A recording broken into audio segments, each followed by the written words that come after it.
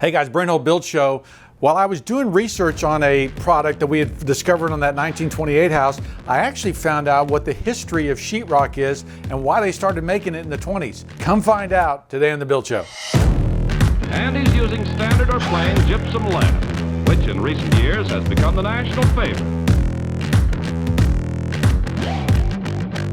I don't know if you remember my 1928 house, the Staub house that we're doing, that English revival house. In the walls of that house, we found this weird fibrous material.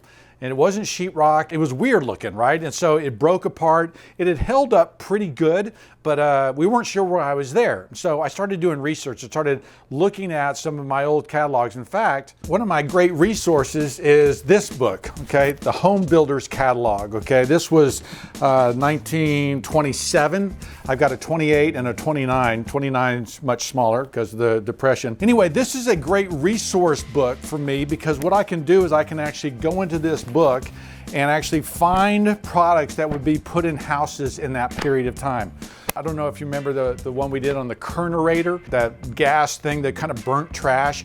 That's in the Home Builder's Catalog. So if you're an old house guy and you want to find some great resources, that Home Builder's Catalog are awesome, okay? And if you're in commercial construction, the Suites catalogs are awesome, all from that period. So I'm looking in the 20s catalogs and I find all these different products for sheetrock, okay? There's Beaver board, there's Insa board, there's all these different brand names of companies that are developing a new lath, okay? And so if you remember, plaster, interior plaster was set on wood lath. Wood lath would be small strips of wood that would be, nailed, probably, I don't know, 1/4 inch apart, 3/8 of an inch apart, and you would put plaster into there. It would kind of lock in, and then you put your finish coats over it. Remember, you have a 3-coat plaster, you have a ground coat, brown coat, and then your final plaster. Well, that's very labor intensive. And so what they were doing at this time, they were developing gypsum, okay? And US Gypsum, the sheetrock people, right? They were developing a new lath. And that's actually what drywall, sheetrock, was originally a replacement for wood lath, okay? So you have wood lath from, I don't know, early stuff, but the strips from 1850 into the 1920s.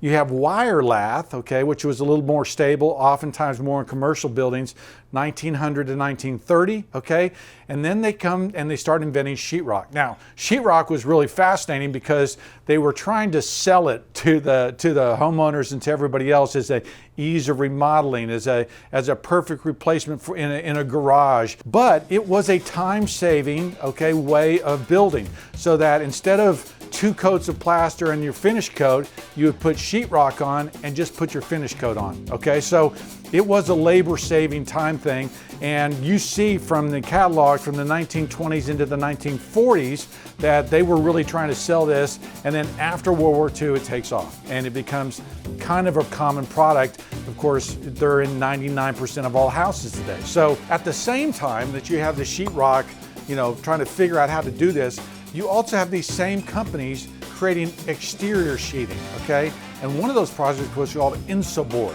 okay? INSO board, okay? Insa board was a insulating board that was apparently just as strong as your other structural materials.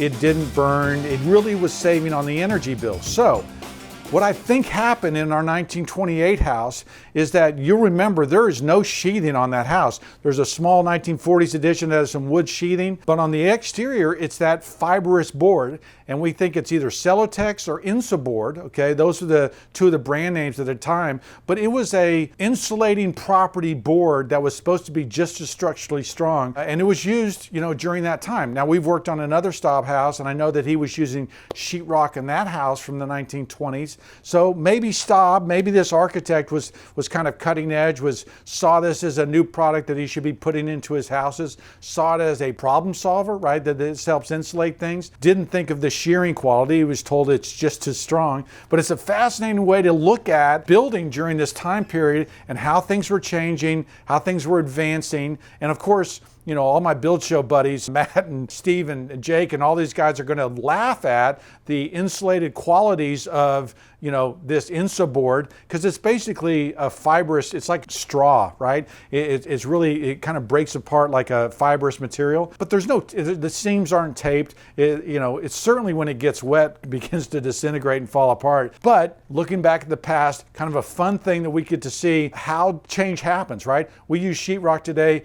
How did we switch from plaster to sheetrock? What happened? Well, it was a slow, gradual thing that happened over a 20 to 30 year period, which is really fascinating to me, and I hope it's something you guys can learn too. Okay guys, kind of a geeking out here session today for me, but really finding out the history of sheetrock, that it was a replacement for wood lath, right? It was a faster, cheaper way to build. When you think about the uniformity of sheetrock and you think about laying a plaster bed that is flat and clean, sheetrock does solve a lot of those problems, and I do think it sped up production building without compromising quality too much, right? A lot of new inventions and new things are cheap knockoffs. Sheetrock, I'd love to hear what you guys think if you disagree or agree with me, but I would think that sheetrock was something that actually did improve quality, but there wasn't a great loss of craftsmanship.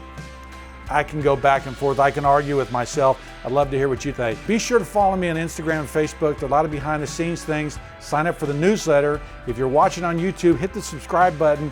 A lot of fun things we're doing here all the time. I'm Brent Hull. Thanks for watching.